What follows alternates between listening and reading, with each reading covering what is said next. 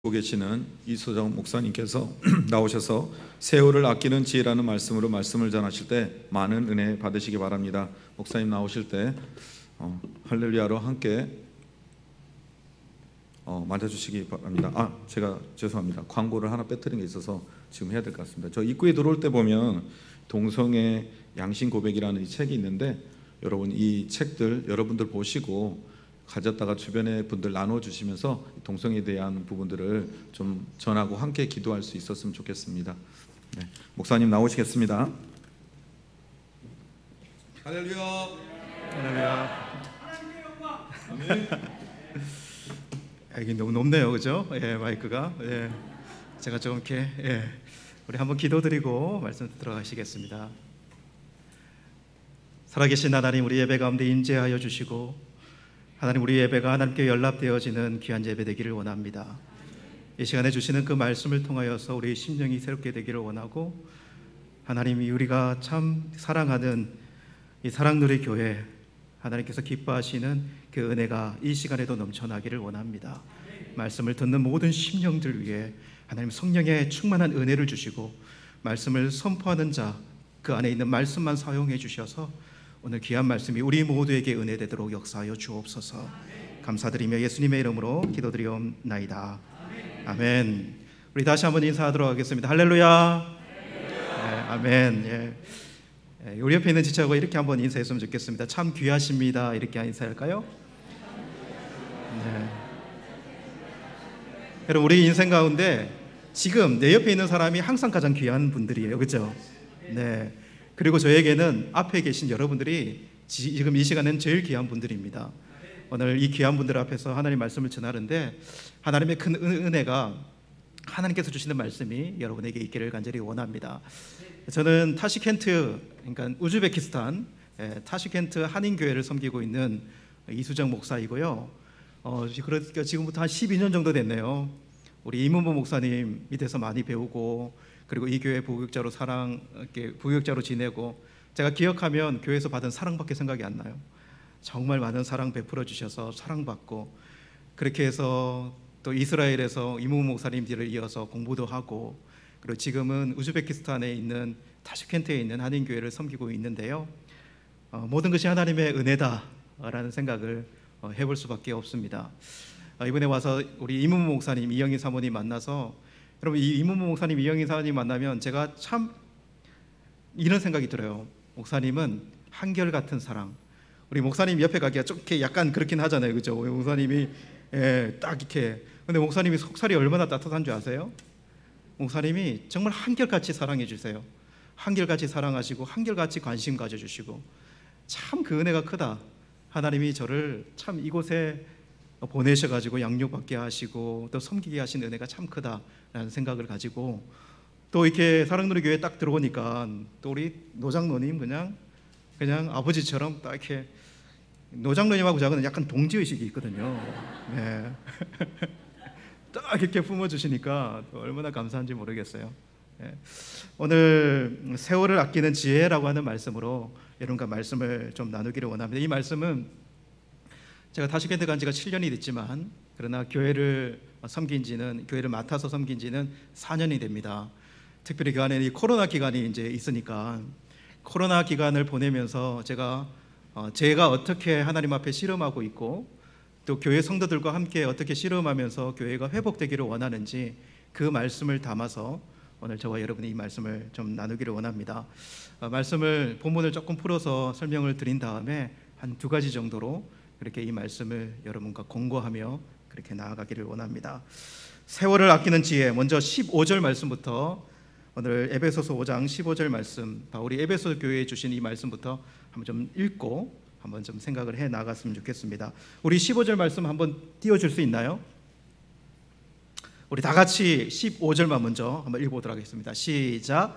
그런즉 너희가 어떻게 행할지를 자세히 주의하여 지혜 없는 자같이 하지 말고 오직 지혜 있는 자같이 하여, 이렇게 말씀하고 있어요. 여기서 2가지 단어를 좀 유심히 봤으면 좋겠습니다. 어떻게 행할지라고 하는 단어, 이 어떻게 행할지라는 단어는 어떻게 걸어갈지라고 하는 단어로 바꿔서 생각할 수도 있어요. 너희들이 어떻게 걸어갈지, 그리고 오늘 이게 이 구절에서 또 생각할 수 있는 것이 주의하여 이렇게 이야기하고 있는 거죠. 그죠? 주의하라는 것은 주의 깊게 살펴라 이런 이야기거든요. 그러니까 너희들이 어떻게 걸어갈지 주의 깊게 살피며 걸어가라 이런 이야기 아니겠습니까? 예를 들면은 건널목이 있으면 횡단보도가 있으면 횡단보도 그냥 파란불이라고 막 건너가지 말고 이게 우회전하는 차가 있는지 없는지 살피며 걸어가야 되잖아요. 그죠? 그래서 살피며 걸어가라. 여러분 먹을 것이 있다고 해서 내 입에 땡긴다고 해서 막 먹으면 됩니까?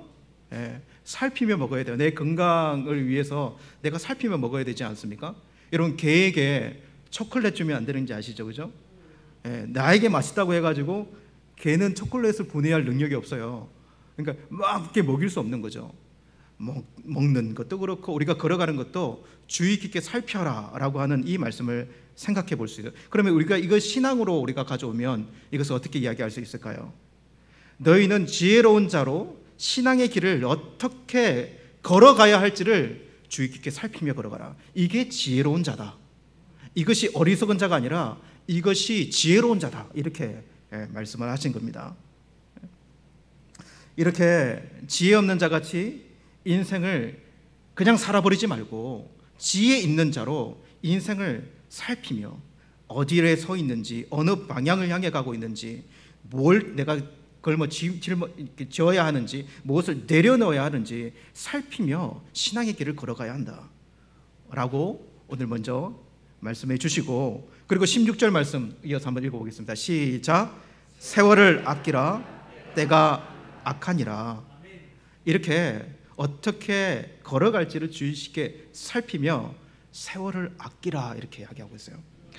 여러분, 그러면 이 세월을 아끼라는 말이 어떤 말씀일까요? 세월을 아끼라. 어떻게 하면 세월을 아낄 수 있습니까? 이 말씀이 시간 관리를 효과적으로 하고 계획을 딱딱 짜가지고 다이어리를 써서 너희 시간을 잘 보내라, 허튼 시간 보내지 마라, 이런 말씀으로 우리가 생각할 수 있을까요? 물론 이런 의미가 들어있지 않은 건 아니지만, 그러나 세월을 아끼라라고 하는 말은 조금 더 신앙적으로는 우리가 주의 깊게 좀 살펴야 되는 의미가 들어있습니다. 여기서 세월을 아낀다라고 할 때 이 아낀다라고 하는 단어가 어떤 의미냐면 건져내다, 건져내다. 이건 속량하다 이런 단어가 있잖아요. 속량하다는 것은 대가를 지불하고 그것을 산다 이런 의미거든요. 우리가 구속함을 받았고 속량함을 받았다라고 하는 것은 예수님이 대가를 지불해서 우리를 샀다 이런 의미거든요. 그러니까 구원하다, 대가를 지불하여 사다, 그것을 건져내다, 이것이 아낀다라고 하는 의미가 있어요. 그리고 여러분, 세월을 아끼라 이렇게 이야기하고 있잖아요. 그러면 이 세월이라고 하는 단어는 어떤 단어일까? 이거는 시간적인 단어인데, 그냥 이 세월이라는 것이 시간적인 단어는 두 가지로 생각해 볼 수 있어요. 지금도 막 째깍째깍 가고 있는 이런, 지금도 계속 흐르고 있는 이런 시간적 의미도 있지만, 이것을 크로노스라고 하는 단어를 쓰는데, 그러나 시간적 개념이 또 하나가 더 있어요. 이 카이로스라고 하는 단어를 쓰고 있는 하나님의 때, 하나님의 시점, 기회, 우리에게 주어진 기회, 이렇게 쓸 수 있는 시간 개념이 하나 더 있어요. 여러분, 오늘 이 세월이라고 하는 이 단어는 어떤 단어일까요? 이 두 가지 단어 중에서요. 째깍째깍 가는 그 시간적 개념이 아니라 하나님의 때, 하나님의 주신 기회, 우리에게 주어진 기회, 이것을 의미한다라고 생각하시면 됩니다. 그러니까 오늘 이 말씀은 하나님 앞에서 하나님의 시간을, 하나님의 기회를 건져내라.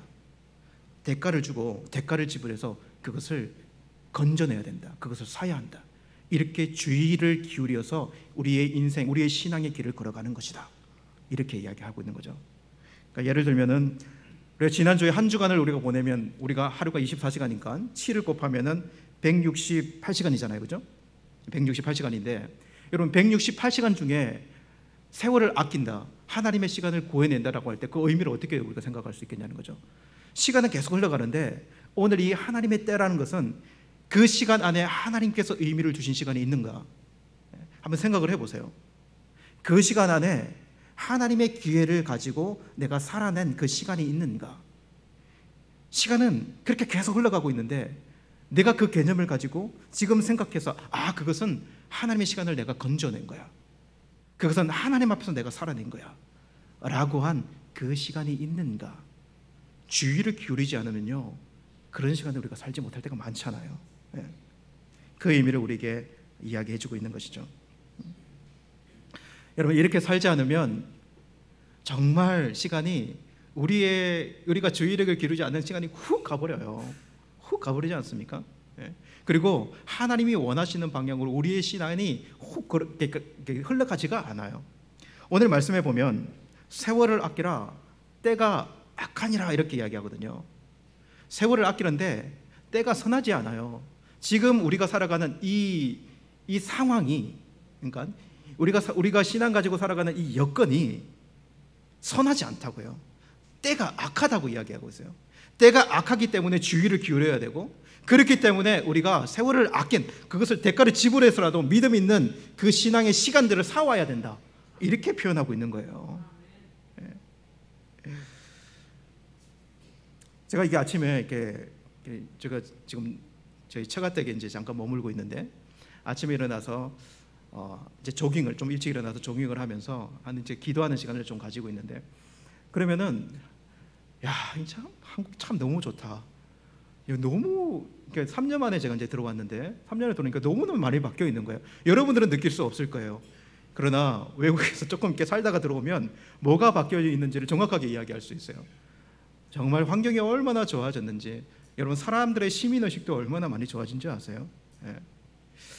그리고 이렇게 조깅하다 보면 이렇게 강이 이제 물이 쭉 흘러오는 이제 강이 있는데, 강도 보면은 우즈베키스탄에는 이렇게 물이 보면 물이 이렇게 깨끗하지가 않아요. 이렇게 흘러오는 물이 깨끗하는데 그 물도 도심으로 흐르는 그 물도 얼마나 깨끗한지, 그럴 수 있는 거거든요, 여러분. 그렇게 깨끗하게 관리가 되고 깨끗하면 그 물이 깨끗한 물이 흘러가요.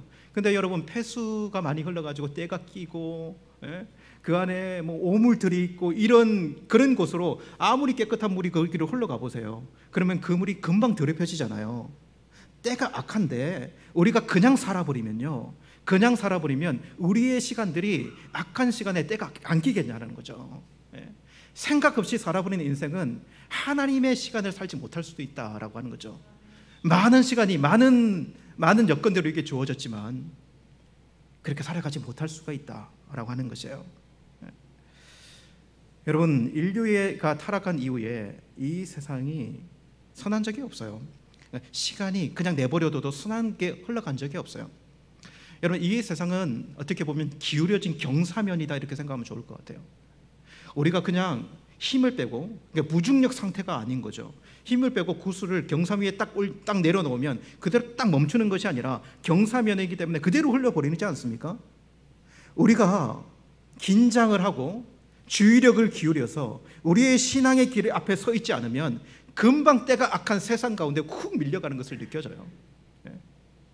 그렇다라고 하는 사실을 여러분, 우리가 받아들일 수 있습니까? 이것을 받아들일 수 있어야 되는 것 같아요. 지금 이 시기를 살아내는 우리들이요. 여러분, 소욕이라고 하는 단어가 있습니다. 소욕이라고 하는 단어는 우리가 다 알고 있는 것처럼 하고자 하는 바, 하고 싶은 그 일반적인 욕구들을 우리는 소욕이다, 이렇게 이야기하잖아요, 그렇죠? 그래서 여러분, 우리가 다 소욕을 가지고 살잖아요. 잠이 오면 잠을 자고 싶은 소욕이 생기면 잠을 자는 것이고, 먹고 싶은 생각이 들면 먹는 것이고요, 그죠? 그러니까 소욕이라는 말은 하고 싶은 것을 하는 그 일은 결코 나쁜 일이 아니에요. 그래서 우리가 소욕을 따라 삶을 살아가고 있는 거죠. 예쁜 것이 있으면 가지고 싶고, 그리고 좋아 보이는 사람이 있으면 친하고 싶고, 이런 소욕들이 우리 모두에게 다 있는 거예요. 근데 여러분, 그 소욕이 어디에 놓여지는가는 너무 중요해요. 그 소욕이 어떤 길을 걸어갈 때 무엇과 합해지는가? 소욕이 세상 안에 있는 욕심과 합해진다고 생각을 해보세요. 그러면 우리의 소욕은요, 정말 세상이 악한 세상 속으로 확 휘몰아쳐 갈 수밖에 없는 상황이 벌어지게 될 거예요. 이것이 우리 신앙생활 하는데 가장 큰 위험 요소 아닙니까? 그러니까 열정이 있고 정말 하나님 앞에 신실하게 살아갈 때에는 그렇게 힘을 다해서 주의력을 기울여 살아갔지만 힘이 빠져. 그냥 탁 놓여질 때가 있어요. 그러면 옛날에 내가 살던 방식 그대로 그 소욕대로 확 힘으로 갇혀가는 우리의 모습을 발견할 때가 있어요. 그래서 여러분 주의력을 기울여야 합니다. 먹고 싶은 거 땡긴다고 다 먹으면 여러분 살찌는 것에는 노력이 필요 없어요. 그죠? 그냥 먹으면 돼. 살찌는 것은 뭐가 노력이 필요합니까? 그냥 땡기는 거 다 먹으면 돼요. 근데 살 빼는 것은 달라요. 살 빼는 것은 그 소욕, 내가 먹고 싶은 소욕을 이길 만큼의 힘이 필요합니다. 제어할 수 있는 힘이 필요해요. 주의를 기울여서 그것을 다이어트를 해내야 되지 않습니까? 운동을 해내야 되지 않습니까? 대가를 지불해야 되지 않습니까? 네. 마찬가지예요. 악한 세상 가운데 신앙의 길을 걸어갈 때에는 여러분 그냥 멍 때리며 걸어갈 수가 없어요. 멍 때리고 걸어가면 반드시 세상의 소욕대로 치우치게 될 수밖에 없더라고요.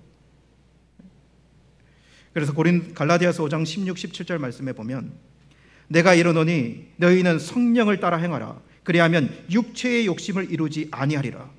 육체의 소욕은 성령을 거스르고 성령은 육체를 거스르나니 이 둘이 서로 대적함으로 너희가 원하는 것을 하지 못하게 하려 함이니라.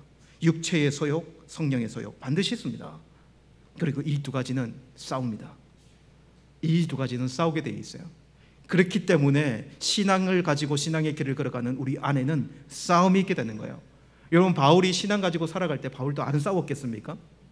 바울이 얼마나 소욕 문제 가지고 치열하게 싸웠겠냐라고 하는 거예요.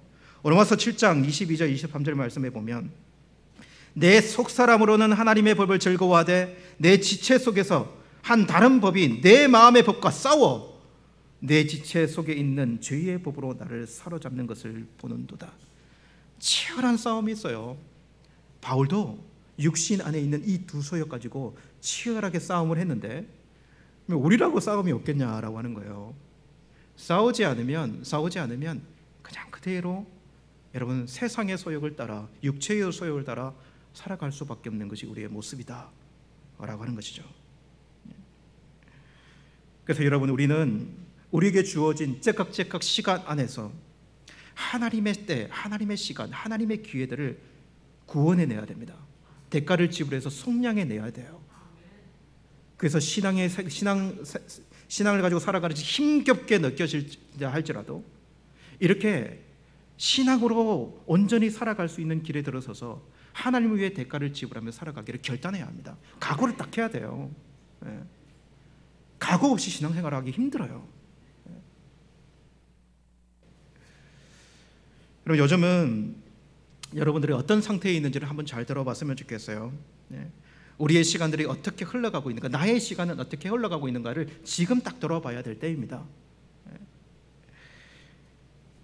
코로나 지나면서 저는 참 많은 사람을 보낸 것 같아요.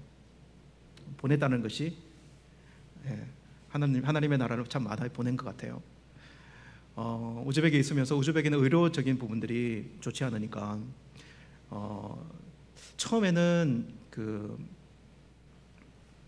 우리 은행을 섬기고 있었던 KDB 은행을 섬기고 있던 행장님도 그게 보내셔야 됐어요. 우리 안수 집사님이셨는데 행장님도 보내는 그런 일도 있었고, 그리고 그 이후에 뭐 태권도 국가대표 사범님도 보내야 됐던 적도 있고, 제가 가장 아끼고 사랑했던 그 현재 고려인이었던 우리 교회 사무장님이 코로나로 인해 가지고 폐가 망가져서 올려 보내야 되는 적도 있고요.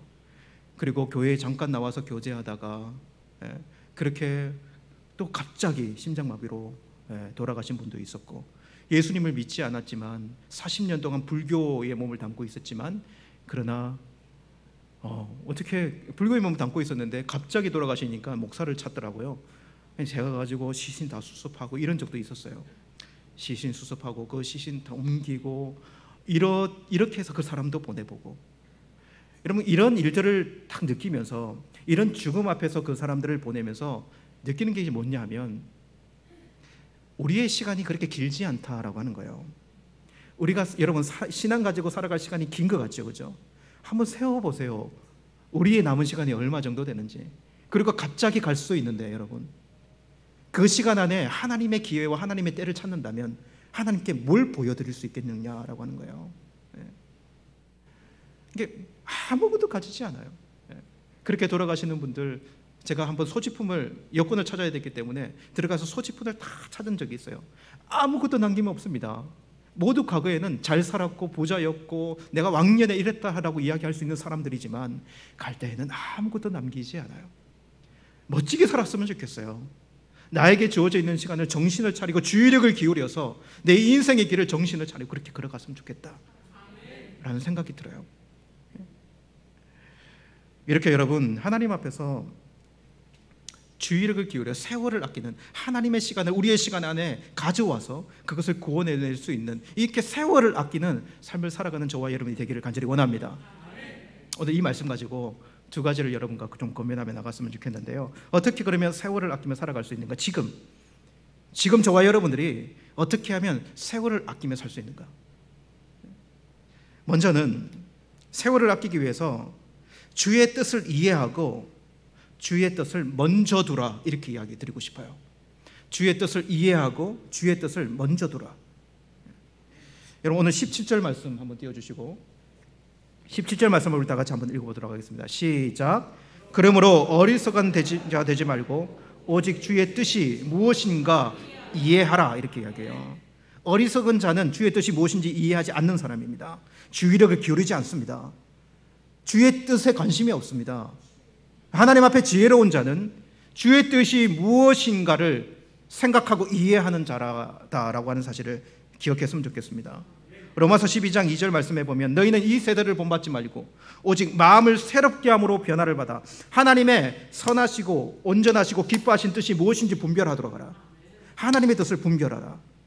이 세대를 본받지 말고 육신을 따라, 이 세상을 따라 살아가는 것을 거부하고 하나님의 뜻이 무엇인지 그 안에서 찾아내는 자가 되라. 이 말씀 아닙니까? 네. 이 말씀을 우리가 지금 깊이 생각했으면 좋겠습니다. 여러분, 그냥 하나님의 뜻이 이해되고 하나님의 뜻이 분별되는가? 여러분들도 신앙생활 지금까지 해왔지만 저도 마찬가지예요. 그냥 이해되고 그냥 분별되지 않아요. 하나님의 뜻을 하나님의 뜻에 관심이 있고 하나님의 말씀을 사랑하지 않는 자는 이해되고 궁금해는 해요. 궁금해는 하는데 그 말씀이 이해되고 그 말씀이 분별되지가 않아요. 하나님의 말씀을 사랑하라. 그리고 그 하나님의 말씀을 붙들라. 그러는 시편 1편 말씀에, 시편을 열어가는 제일 처음에 있는 1편 말씀에 복 있는 사람은 여호와의 말씀을 묵상하는 자다. 묵상한다는 것이 그냥 대충 읽고 내가 말씀 오늘 읽었으니까 됐다, 이 정도일까요, 여러분? 그 말씀을 가지고 지혜를 가지고 얻고 지혜를 가지고 말씀을 분별하여 인생 가운데 서는 자예요. 악인의 길이 아니라 선인의 길을, 선한 길을 쫓아 살아가는 자. 말씀을 분별하고 하나님의 뜻을 분별할 수 있는, 분별하려고 하는 이 생각이 필요해요. 저는 우즈베키스탄 한인교회를 이제 섬기고 있는데요. 여러모로 이렇게 한인교회를 섬기고 있으니까 저의 큰 관심은 뭐냐면 한인 사회에 있는 우리의 성도님들, 한인 사회에 있는 한인들이 저의 큰 관심이지 않겠습니까? 그리고 그분을 넘어가면은 이제 그 있는 이 우즈베키스탄 현지에 있는 사람들, 그분들에게 어떻게 이 선한 영향력을 펼칠까, 그리고 또 현지 목회자들에게 영향력을 주고 싶은 마음, 이런 마음들이 쭉 이렇게 흘러가게 되는데요. 우즈벡에는 선교사님들이 많이 들어와서 선교 사역을 감당하고 있어요. 그분들의 이제 그분의 관심은 이제 복음을 어떻게 나타낼까, 어떻게 이 복음을 저 영혼들에게 전할 수 있을까, 이렇게 갖고 하는 관심을 가지고 있겠죠. 근데 선교사님이나 아니면 그 한인교를 맡고 있는 저나 동일한 한 가지가 있어야 돼요. 그것이 뭐냐면 우리가 목표가 모두 하나님의 일을 하는 것인데 지금 내가 무엇을 할 것인가라고 하는 관심이에요. 지금 내가 여기서 뭘 할 것인가, 지금 오늘 내가 이곳에서 하나님의 뜻에 의해서 뭘 하며 살아낼 것인가, 여기에 대한 관심이 없으면 그 시간은 훅 지나갑니다. 하는 것 없이, 이렇게 하는 것 없이 시간이 훅 지나가요. 하나님이 지금 이 한인교회를 맡고 있는 나에게, 이곳에 선교의 사명을 감당하라고 보낸 당신에게 하나님이 지금 뭐 하기를 원하시는가라고 하는 분별력이 있는가라고 하는 거예요. 다른 사람이 다 할 수 있는 일이 아니라 지금 나를 통해서 이곳에서 뭔 일을 하기를 원하시는가. 여러분, 말씀 붙들지 않으면 생각이 나지 않아요. 생각이 나지 않아. 교회를 맡고 교회를 섬기고 영혼들을 섬겨도요, 아침에 나가서 그 새벽에 있는 말씀 붙들고 기도 자리에서 그 말씀을 생각하지 않으면 용기도 나지 않고 힘도 나지 않고 뭘 해야 되는지를 몰라요. 근데 말씀 붙들고 그 말씀을 묵상하면 분명하게 내가 뭘 해야 되는지 하나님이 알려주세요. 그리고 그 길을 보여주시는 거예요.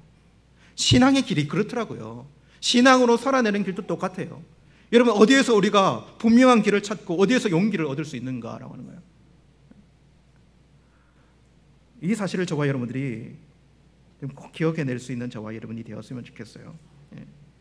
그래서 하나님의 뜻이 무엇인지 분별하려고 하라. 하나님의 뜻이 무엇인지를 이해하려고 하라 라고 하는 사실을 저와 여러분들이 기억하면서, 그러면 어떻게 하나님의 뜻을 이해하고 이 뜻을 가지고 세월을 아낄 수 있는가? 사람들은 하나님의 뜻이라고, 하나님의 뜻이 이겁니다 라고 하는 이야기는 참 많이 하거든요. 근데 그 하나님의 뜻을 그냥 하나님의 뜻을 생각하고 하나님의 뜻은 이것입니다 라고 이야기하는 정도는 안 된다. 그 정도는 안 되더라고요. 이 싸움이 있습니다. 하나님의 뜻은 아는데 하나님의 뜻을 나의 뜻 앞에 둘 수 있는가? 하나님의 뜻을 나의 뜻 앞에 둘 수 있는가? 이게 생각보다 중요한 문제입니다. 하나님의 뜻을 이야기할 수 있는 사람은 정말 많아요. 근데 하나님의 뜻을 내 뜻 앞에 두는 사람들은 싸움이 있는 사람이에요.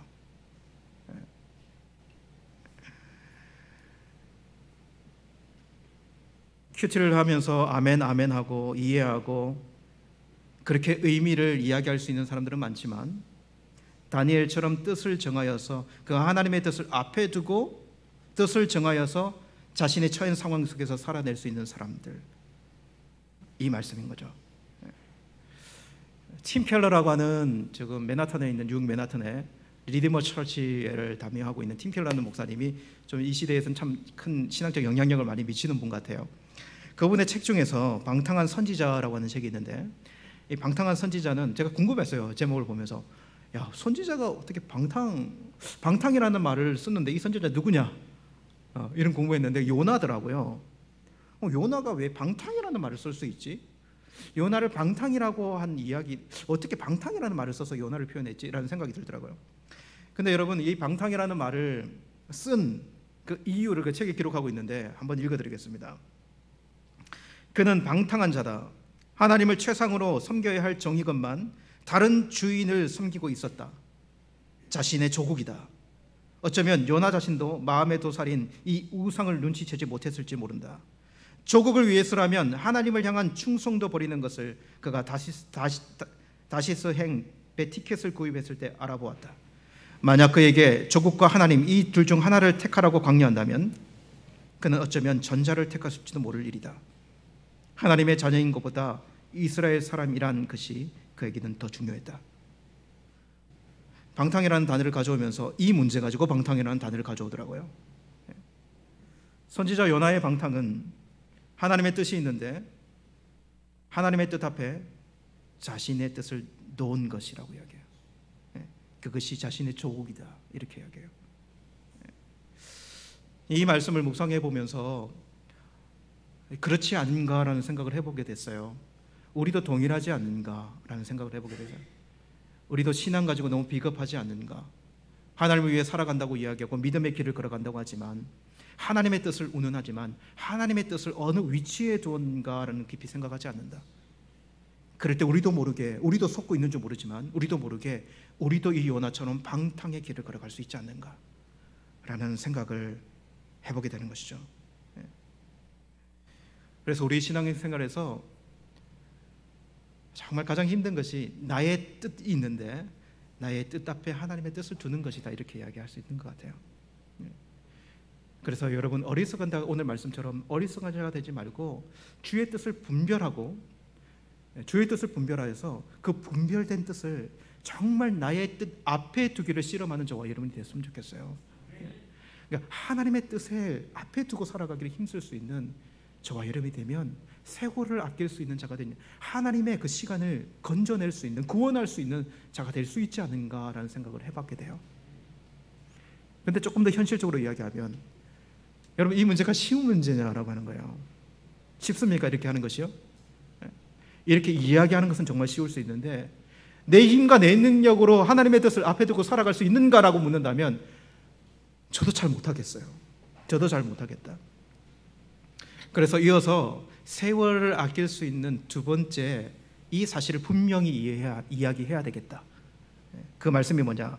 세월을 아끼기 위해서는 성령 충만하라 이렇게 이야기드리고 싶어요. 성령 충만하라. 왜냐하면 알고는 있지만 우리의 힘으로 감당되지 않기 때문에 그렇습니다. 이게 안 돼요. 이게 안 돼요. 예. 이어서 18절 말씀 우리 다 같이 한번 읽어보겠습니다. 시작. 술 취하지 말라. 이는 방탕한 것이니 오직 성령으로 충만함을 받으라. 성령으로 충만함을 받으라. 아멘이십니까? 성령으로 충만함을 받으라. 예. 여러분 이 말씀은 바울의 말씀의 핵심이 술 먹지 말라가 아니에요. 술 먹지 말라보다 훨씬 더 핵심적인 것은 뭐냐면 방탕이라고 하는 문제입니다. 그 시대에 술 때문에 방탕한 교회 다니는 사람들 중에 방탕한 사람들이 많았거든요. 예. 근데 방탕의 문제보다 바울이 훨씬 더 강조하고 싶은 것이 뭐다? 성령이 충만합니다. 왜냐하면 방탕을 이길 수 있는 힘은 방탕을 이길 수 있는 뭐다? 성령 충만입니다. 성령 충만이에요. 예. 코로나 기간에 이 흐릿하게 보이는 우리의 신앙의 이 세계도도 이 모든 것을 물러치게 할 수 있는 것도 뭐다?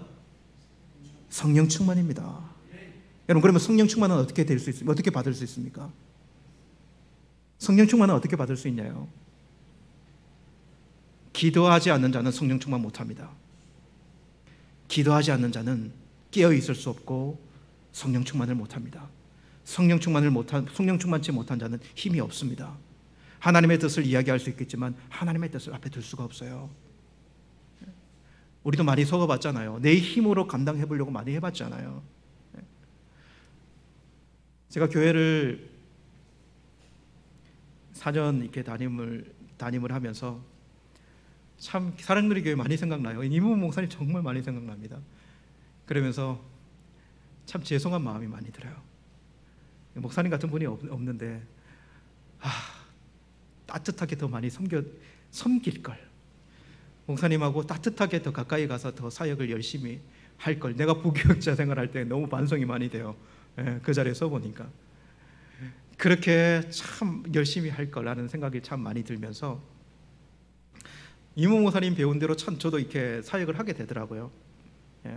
모든 게 어떻게 하면 교회를 세워나갈까, 어떻게 하면 저 성도들을 하나님 앞에 세울 수 있을까, 이게 목회자의 욕심이에요. 여러분 다른 욕심은 아무것도 아닙니다. 여러분 먹는 것이 맛있겠어요? 잠이 꿀잠이겠어요? 목회자에게는 먹는 것이 그렇게 큰 문제가 아니에요. 예. 그리고 쉬는 것도 쉬는 게 아니에요. 예. 모든 것이 어떻게 하면 깨울 수 있지? 이번에도 목사님 만나면서 목사님의 관심이 모두 교회에 있어요. 이야기하는 제가 너무 많이 배울 수 있겠더라고요. 부지런히 교회를 세우고 다음 세대를 세울 것을 찾아다니고 세미나 듣고 그리고 알려주고 싶어서 이렇게 하시는 거죠. 그렇게 하면서 이 코로나를 지나면서 얼마나 여러분 그거 해보려고 많이 시도를 했겠습니까? 정말 많이 시도하게 됐어요. 그리고 사실 그렇게 시도해서 또 교회가 또 하나 되는 것도 많이 보였고요. 근데 코로나를 지나오면서 결국 가지게 되는, 붙들게 되는 마음은 무엇이냐면, 그리고 결단은 무엇이냐면 기도 이외에는 이런 주가 나갈 수 없다라고 하는 거예요. 예. 기도 이외에는 이런 주가 나갈 수 없다. 예. 너는 내게 부르짖어라. 내가 내게 응답하겠고 내가 알지 못하는 크고 비밀한 일을 너희에게 보이리라 라고 말씀. 예. 기도로 깨트리지 않으면 걷어지지가 않아요. 우리의 흐릿한 신앙세계가 안개가 걷어지지 않는다는 거예요. 예. 이건 동일한 것 같아요. 우리 모두에게 동일하다. 예. 여러분 예수님이 기도할 필요가 있는 분이셨습니까? 사실 예수님은 제가 정말 궁금했어요. 예수님 왜 기도하셨지? 아니, 예수님이 우리보다 많이 기도하셨습니까? 적게 기도했습니까? 예수님의 인생은 다 기도하는 인생이셨어요. 예수님은 완전한 인간이시고 예수님이 완전한 하나님이시잖아요. 그런데 그분이 왜 기도하셨지? 제가 한 가지 답은 뭐냐 하면 원래 인간 창조될 때 기도하기 위해 창조됐다는 결론밖에 안 나요. 죄가 들어오지 않아도 인간은 하나님과의 관계를 위해서 기도했을 것입니다. 예수님이 완전한 인간으로 기도하며 그 길을 걸어가셨다면 우리도 여러분 당연히 기도하는 거예요. 기도하면서 우리의 길을 펼쳐나가는 것이 그냥 우리가 신앙생활을 가지고 걸어가는 길입니다. 그리고 예수님이 그렇게 기도하실 때에 그 사역 가운데 기도를 통해 뭘 열어가셨냐라고 하는 거죠. 여러분, 그 위기 앞에서 예수님의 길은 모두 하나님의 뜻을 앞에 두는 길 아니었습니까? 나의 뜻대로 마옵시고 아버지의 뜻대로 되기를 원합니다. 하나님 아버지의 뜻이 이루어지기를 원합니다. 하늘에서 이루어진 것처럼 땅에서도 아버지의 뜻이 이루어지기를 원합니다. 아버지 때문에 모든 관심이 있어요. 그런데 예수님 기도하세요. 기도함을 통해서 이것이 이루어지기를 원하고, 그리고 기도하면서 성령의 도우심을 입는 것을 보게 돼요. 겟세마네에서 기도할 때 성령이, 예수님께서 인성을 가지고 그 길을 걸어가시는 예수님을 도우시고 담대하게 거기에 설 수 있는 성령 하나님과 연합하여 그 사역하시는 그 모습을 고스란히 우리에게 남겨주는 거 아니겠습니까? 부활하신 이후에 우리들에게 성령을 받으라. 제일 먼저 하신 이야기가 아싸 성령을 받으라. 너희들을 위하여서 내가 십자가를 졌다. 너희들이 성령을 받으라라고 이야기 아닙니까? 성령의 충만은요, 우리가 능력 있게 신앙의 길을 가르칠 수 있는 사실 유일한 방법일 수 있어요. 그럼 이 말씀 가지고 우리가 우리 자신을 한번 돌아봐야 되지 않습니까? 우리의 기도가 강한가라고 하는 거예요. 그러니까 신앙생활이 되지 않는 모든 불평이나 이런 것들은요, 다른 곳에 있지 않아요. 사실은요, 내 기도의 무릎에 있습니다. 내 기도의 무릎에 있어요.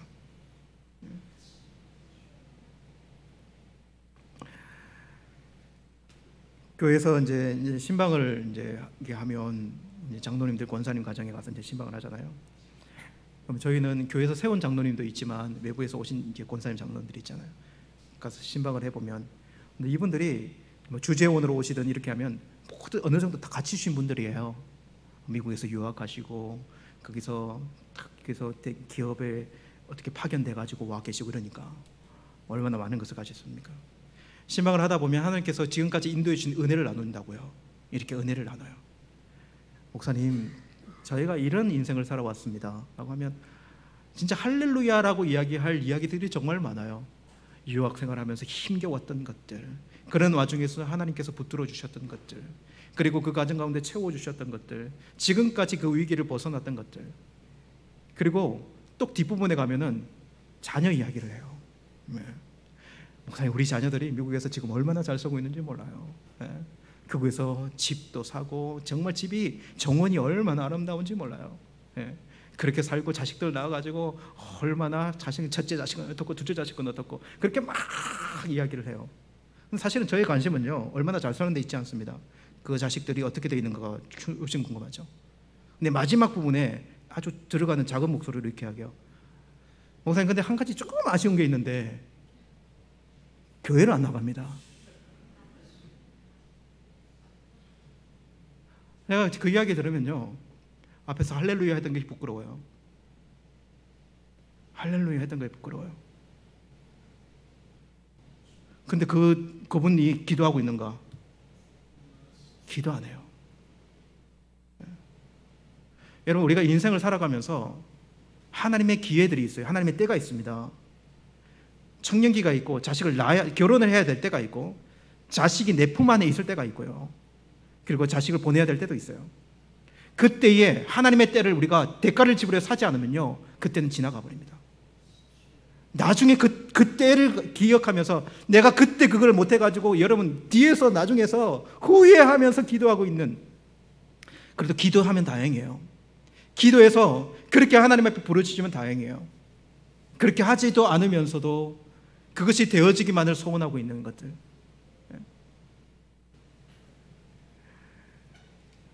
여러분, 지금 우리가 뭘 해야 될 때인가를 분명히 기억했으면 좋겠어요. 깨어서 기도해야 될 때입니다. 부르짖어라. 은밀한 일을, 하나님의 은밀한 일을 보이겠다. 여러분, 우리가 눈에 보이는 이 세상도 우리가 눈에 보이지만, 여러분 영적인 세계가 있다는 것을 믿으십니까? 우리 영혼이 있잖아요. 영적인 세계가 있어요. 여러분 영적인 세계에 대해서 얼마나 알고 계십니까?